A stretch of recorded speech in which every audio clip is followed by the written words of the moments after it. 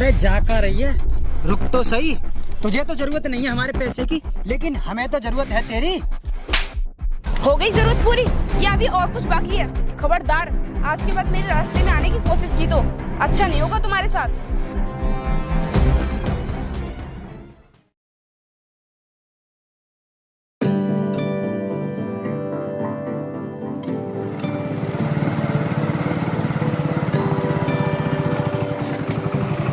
अरे अंजलि, तू वो भी इस हाल में?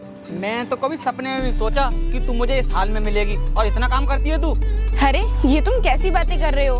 मैं तुम्हें किस हाल में दिख रही हूँ? मैं तो एकदम ठीक हूँ। और रही काम की बात, तो इंसान को काम तो करना ही पड़ता है। तू ठीक है ऐसा तुझे लगता है? तू ठीक नहीं, तू मजबूर है, मजबूर उस अनपढ़ से शादी करके। हाँ, अगर तू अब भी मजबूर होकर अपनी जिंदगी नहीं गुजारना चाहती तो भाई की बात मान ले। भाई तुझे अपनाने के लिए अब भी तैयार है। बकवास मत कर, ये कौन सी बड़ी बात है? ये तो मुझे उस दिन भी अपनाने के लिए तैयार था जिस दिन मैंने इसे ठुकराकर श्याम से शादी की थी। वैसे तुम मुझे ये बताओ, तुम इधर क्या करने के लिए आए हो? रास्ता भटक गए क्या? हम रास्ता नहीं भटके हैं, हम तो सिर्फ ये देखने आए हैं कि हमें ठुकराने वाली की जिंदगी कैसे कट रही है। मेरी जिंदगी अब मेरी नहीं, मेरे पति की है। और मेरे पति बहुत अच्छे से जानते हैं कि जिंदगी की क्या अहमियत होती है। इसलिए तुम्हें मेरी जिंदगी की फिक्र करने की कोई जरूरत नहीं है। समझे तुम लोग? अब जाओ यहाँ से। क्या बोला तूने? तेरा वो अनपढ़ पति जिंदगी की अहमियत बहुत अच्छे से जानता है। तेरे उस अनपढ़ पति पे एक अक्षर तो पढ़ना आता नहीं, तो वो जिंदगी की अहमियत क्या जानेगा जो तू उसकी इतनी तारीफ कर रही है? मैं अपने पति की तारीफ इसलिए कर रही हूँ क्योंकि वो तारीफ के लायक है। और क्या कहा तुम लोगों ने कि मेरे पति अनपढ़ हैं? हाँ, वो अनपढ़ हैं, लेकिन मेरे पति इतना कुछ जानते हैं जो तुम सारी किताबें पढ़ लोगे ना तब भी नहीं जान सकते। ऐसा क्या जानता है वो तेरा अनपढ़ पति? हमें भी तो बता, जो हम सारी किताब पढ़ के भी नहीं जान सकते। अगर तुम जानना ही चाहते हो तो सुनो फिर। मेरे पति अनपढ़ होने के बाद भी जानते हैं कि स्त्री की इज्जत कैसे की जाती है, प्यार क्या होता है, घरबार क्या होता है, और सबसे बड़ी बात तो ये, शादी क्या होती है, शादी के मायने क्या होते हैं। क्या तुम लोग जानते हो?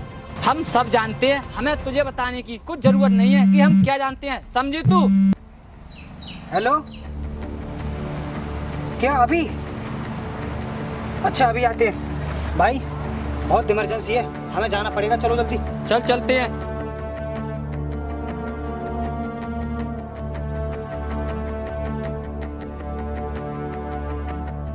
अरे आप, मैं पानी ले आई हूँ, चलो चल के खाना खा लेते हैं।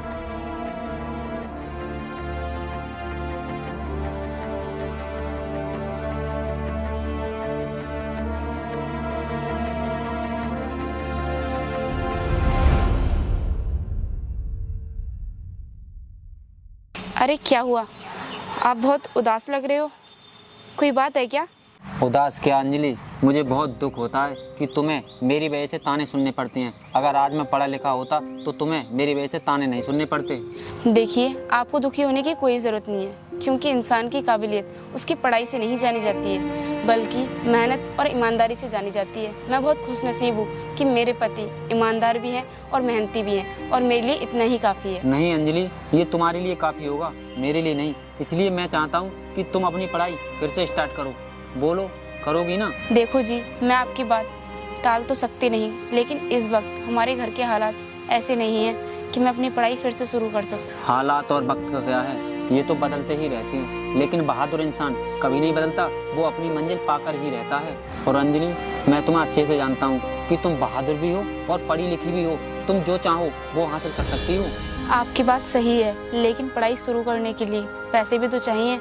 हमारे पास तो खाने के लिए अनाज भी नहीं है, तो पढ़ाई के लिए पैसे कहाँ से लेकर आएंगे? अंजलि, तुम पैसों की चिंता बिल्कुल मत करो। मैं मेहनत मजदूरी करूंगा और खून पसीना एक कर दूंगा, लेकिन तुम्हारी पढ़ाई में कोई कमी नहीं आने दूंगा। तुम अपनी पढ़ाई फिर से स्टार्ट करो। चलो ठीक है, अगर आप यही चाहते हैं तो मैं आपकी बात जरूर मानूंगी। अब आप बैठिए, मैं आपके लिए खाना लेकर आती हूँ।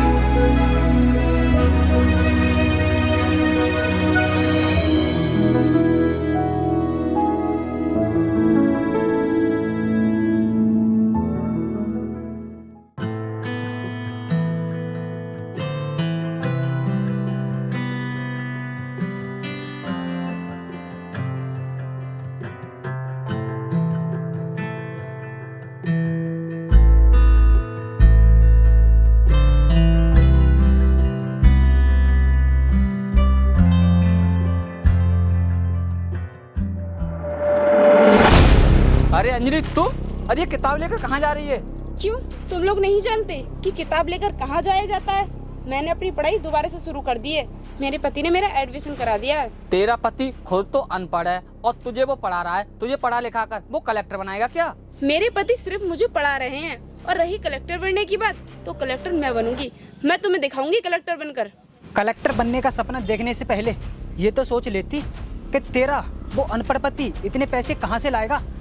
चल, तेरा पति तो अनपढ़ है, तू तो समझदार है, तुझे तो समझना चाहिए कुछ। मुझे अपने पति पर और उनकी मेहनत पर पूरा विश्वास है। चाहे उन्हें कुछ भी क्यों ना करना पड़े, लेकिन वो मेरा सपना जरूर पूरा करवाएंगे। तेरा पति अनपढ़ है और तुझे पता है इस धरती पर अनपढ़ को क्या समझा जाता है? अनपढ़ को बोझ समझा जाता है, बोझ। वो कराएगा तेरा सपना पूरा। तुम चाहे मेरे पति के बारे में कुछ भी बोलो, लेकिन मुझे पता है मेरे पति एक आत्मनिर्भर व्यक्ति हैं। वो किसी के ऊपर बोझ नहीं है। वो मेहनत मजदूरी करके अपने घर का खर्चा चला सकते हैं। अरे बोझ तो तुम लोग हो अपने परिवार पर, जो अपने माँ बाप का पैसा इस तरह बर्बाद कर रहे हो। वो पैसा तो हम तुझ पे भी बर्बाद कर सकते हैं। बता तुझे चाहिए क्या? बस तुझे हमारी एक ख्वाहिश पूरी करनी होगी, हम तेरा हर सपना पूरा कर देंगे। तुम मेरे बारे में अच्छे से जानते हो, जो मैं ठान लेती हूँ उसे कर कर ही रहती हूँ। और रही सपने की बात, तो सपना मैं हर कीमत पर पूरा करके रहूंगी, क्योंकि जो सपना मैं देखती हूँ उसे पूरे करने की हिम्मत भी रखती हूँ। और रही पैसे की बात, तो अपना पैसा अपने पास रखो। मुझे तुम्हारे पैसे की कोई जरूरत नहीं है। चलती हूँ मैं यहाँ से। अरे जा कर रही है, रुक तो सही। तुझे तो जरूरत नहीं है हमारे पैसे की, लेकिन हमें तो जरूरत है तेरी। हो गई जरूरत पूरी या अभी और कुछ बाकी है? खबरदार, आज के बाद मेरे रास्ते में आने की कोशिश की तो अच्छा नहीं होगा तुम्हारे साथ। तेरी हिम्मत कैसे हुई मेरे दोस्त पर हाथ उठाने की? अपनी औकात में रहा कर, इसी में तेरी भलाई है, समझी तू?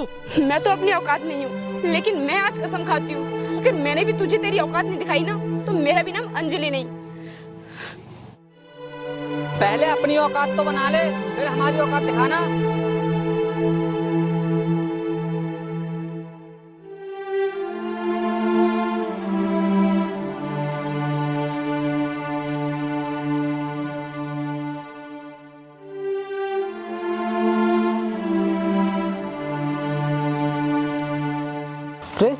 श्याम, क्या बात है? मैं तुझे यार कई दिन से देख रहा हूँ, तू हमेशा गुमसुम सा रहता है। बात क्या है? क्या सोच रहा है? अरे यार, मैं तुझे क्या बताऊं, मैंने अपनी पत्नी से पढ़ाई के लिए बोल तो दिया, अब मैं उस पढ़ाई के लिए पैसे कहाँ से लाऊं? अब मेरे पास तो एक भी पैसा नहीं है। बस इसी बात को लेकर मैं बहुत परेशान हूँ, बहुत दुखी हो रहा हूँ कि मैं क्या करूँ क्या नहीं। देख यार, मैं तेरी परेशानी समझ सकता हूँ, लेकिन हमारी तो इतनी भी हैसियत नहीं है कि मैं तेरी मदद पैसे देकर कर सकूँ। लेकिन एक बात है, मैं तेरा साथ कभी नहीं छोड़ूंगा। हर मुसीबत में तेरा साथ दूंगा। तू कुछ भी करे, मैं तेरे साथ रहूँगा। बस इतना मैं कर सकता हूँ तेरे लिए, एक दोस्त के नाते। अरे यार, तूने मेरे लिए यही कह दिया, मेरे लिए तो यही बहुत है। नहीं, आज की दुनिया में कौन किसका साथ देता है? श्याम, तेरी बात बिल्कुल सही है, लेकिन सच्चा मित्र वही होता है जो मुसीबत में साथ देता है। और मैं तेरा साथ हमेशा देने के लिए तैयार हूँ। मैं तेरे साथ मेहनत मजदूरी करूँगा और उसके पैसे भी तुझे दूंगा, ताकि तेरा घर चले और तेरी बीवी पढ़ लिख कर कुछ बन जाए। तू तो यार सच में मेरा सच्चा दोस्त है, वरना मेरा तो अपनों ने भी साथ छोड़ दिया। तू तो खैर गैर है। तो एक बात हमेशा याद रखना, अपने गैर हो सकते हैं, लेकिन दोस्त कभी गैर नहीं हो सकते। दोस्त वो होते हैं जो हमेशा साथ देते हैं। तेरी बात बिल्कुल सही है। अब तू मुझे ये बता कि मैं क्या करूं जिससे अंजलि की अच्छे से पढ़ाई हो सके, क्योंकि ये छोटी मोटी मेहनत मजदूरी करके तो पढ़ाई उसकी होगी नहीं, क्योंकि उसके लिए तो बहुत सारा पैसा चाहिए ना। हाँ, पैसा तो चाहिए, लेकिन एक बात बताऊं मैं, अगर तू कुछ करना चाहता है तो खुद का कारोबार स्टार्ट कर, और तेरे कारोबार में हम पूरी मदद करेंगे तेरी। मैं कारोबार तो करना चाहता हूँ, लेकिन दुख तो इस बात का है कि मैं अनपढ़ हूँ। मैं कैसे कारोबार कर सकता हूँ? और उसके लिए भी पैसे चाहिए, मेरे पास पैसे हैं नहीं। काश आज मैं पढ़ा लिखा होता तो क्या पता मैं अपनी पत्नी के लिए कुछ बेहतर कर पाता, लेकिन क्या करूँ, मैं तो पढ़ा लिखा ही नहीं हूँ। श्याम, तू पढ़ा लिखा नहीं है तो तू अपने लिए कम मत समझ। तू भी वो सब कुछ कर सकता है जो एक पढ़ा लिखा इंसान कर सकता है। तू अपनी कामयाबी पाने के लिए मेहनत तो कर, तुझे कामयाबी जरूर मिलेगी। तूने हमेशा मुझे हिम्मत दी है और आज भी मेरी हिम्मत बढ़ाई है। मैं खुद का अपना कारोबार करूंगा। तू बिल्कुल सही कह रहा है। ये हुई ना बात। चला, हम कारोबार की तैयारी शुरू करने चलते हैं। हाँ,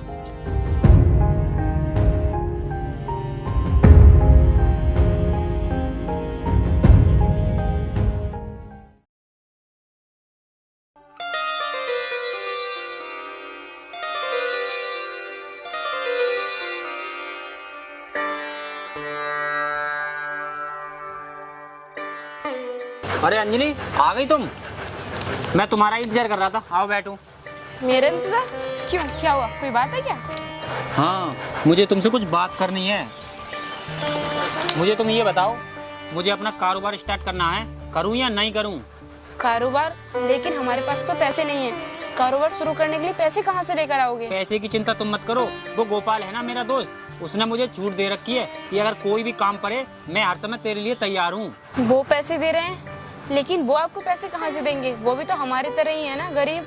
हाँ, वो तो हमारी तरह है ही गरीब, लेकिन हमारी खातिर उसने अपना घर बेच दिया है और वो सारे पैसे मुझे ही दे रहा है। अब तुम मुझे ये बताओ, मुझे कारोबार स्टार्ट करना चाहिए या नहीं चाहिए? क्या वो अपना मकान बेचकर हमें पैसे दे रहे हैं? ये तो बहुत बड़ी बात है।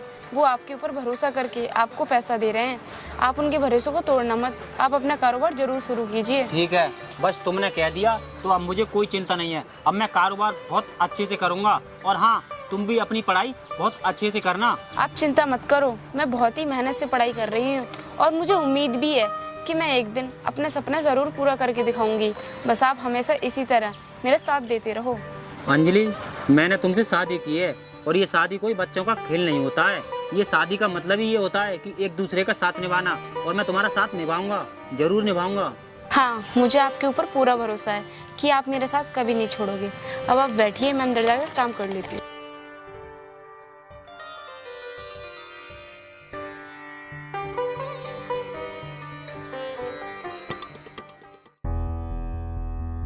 भाई, मैंने सुना है उस अनपढ़ ने अपना काम डाल लिया है, लेकिन वो अनपढ़ अपना काम चलाएगा कैसे? अबे कारोबार चलाने की छोड़, कारोबार तो चल ही जाएगा। तू ये सोच, उस अनपढ़ के पास पैसे कहाँ से आ गए? भाई, वो है ना गोपाल, गोपाल का और श्याम का बहुत ज्यादा दोस्ताना है। उस गोपाल ने अपना घर बेच के श्याम को पैसे दिए हैं कारोबार के लिए। क्या सच में गोपाल ने अपना घर बेच के उसे पैसे दिए? अगर उसने सच में पैसे दिए तो हम भी कसम खाते हैं, हम भी उसका कारोबार चलने नहीं देंगे। देखते हैं फिर वो क्या क्या बेचेगा। हाँ भाई, अगर उस श्याम का कारोबार चल गया ना, तो हमसे ज्यादा औकात तो उस श्याम की होगी। और आपको तो पता ही है कि उस श्याम की पत्नी ने आपको धमकी दी है हमारी औकात दिखाने की। तू चिंता मत कर, हम ऐसा प्लान बनाएंगे कि उसके पास एक ग्राहक भी नहीं पहुंचेगा। चल अब चलते हैं।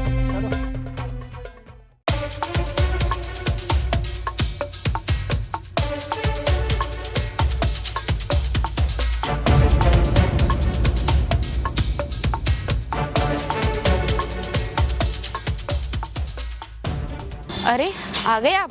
आज बड़ी जल्दी आ गए ऑफिस से।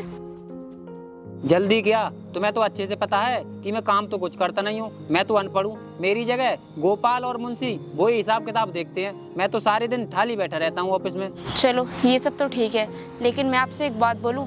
गोपाल भाई साहब ने ना हमारे लिए बहुत कुछ किया है, हमें ना उनके लिए घर लेकर देना चाहिए। अंजलि, यही बात तो मैं सोच रहा था कि हमारी खातिर गोपाल ने अपना घर बेच दिया, तो हमें उसका घर गिफ्ट की तरह उसे वापस करना चाहिए।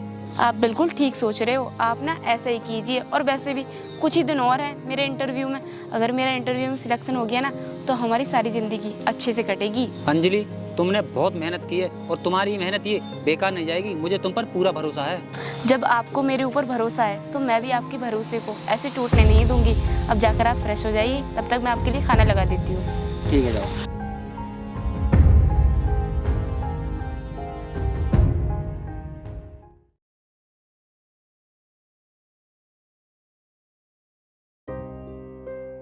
भाई, हम उस श्याम की वजह से बर्बाद हुए हैं ना, तो ठीक है, हम भी उसे ऐसे ही नहीं छोड़ेंगे।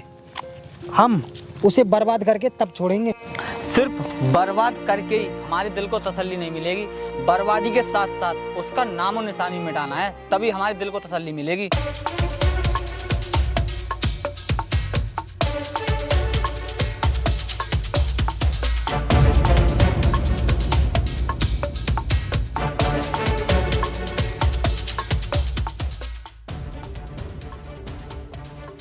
अरे, तुम लोग, और वो भी इस हाल में? हाँ, हम इस हाल में, और ये हाल हमारा तेरे पति की वजह से है। जैसा हाल हमारा है ना, वैसा ही हाल हम तेरा करेंगे। तमीज से बात कर। तू जानता है कौन है ये एक IAS ऑफिसर है, समझे तू? क्या क्या ये सच में IAS ऑफिसर बन गई? हाँ, मैं एक IAS ऑफिसर बन गई। अगर तुम्हें यकीन नहीं होता है तो ठीक है, फिर ये देखो। अब यकीन हुआ? मैंने तुमसे एक दिन कहा था ना कि मैं तुम्हें तुम्हारी औकात दिखाकर ही रहूंगी। मेरी तो कोई जरूरत ही नहीं पड़ी। तुम्हारी औकात तो मेरे पति नहीं दिखाती, जिसे तुम अनपढ़ गवार बोलते थे। तुम लोगों ने हमें कितना नीचा दिखाने की कोशिश की, लेकिन आज वक्त बदल चुका है। देखो, मैं उसी अनपढ़ की बीवी हूँ जिसका तुम अनपढ़ कह कह के तिरस्कार करते थे। मैडम, आप हमें माफ़ कर दीजिए। हमने ये कभी नहीं सोचा था कि एक अनपढ़ भी अपनी पत्नी को IAS ऑफिसर बना सकता है और वो खुद भी कामयाब हो सकता है। हाँ मैडम, ये बिल्कुल सही कह रहा है। आप हमें माफ कर दो। अब हम समझ चुके हैं कि कोई किसी से कम नहीं होता, चाहे वो पढ़ा लिखा हो चाहे अनपढ़। चलो ठीक है, अगर तुम मुझसे हाथ जोड़कर माफी मांगते हो तो मैं तुम्हें माफ कर देती हूँ। लेकिन मेरी एक बात कान खोल कर सुन लो, आज के बाद तुम कभी भी किसी का इस तरह मजाक नहीं बनाओगे और ना ही किसी गरीब को सताओगे। और हाँ, वक्त का कुछ नहीं पता कि वो कब बदल जाए। उम्मीद करूंगी ये सारी बातें तुम्हारी समझ में आ गई होंगी। अब तुम जाओ, ईमानदारी से अपना काम करना। चलो ड्राइवर, हम भी चलते हैं।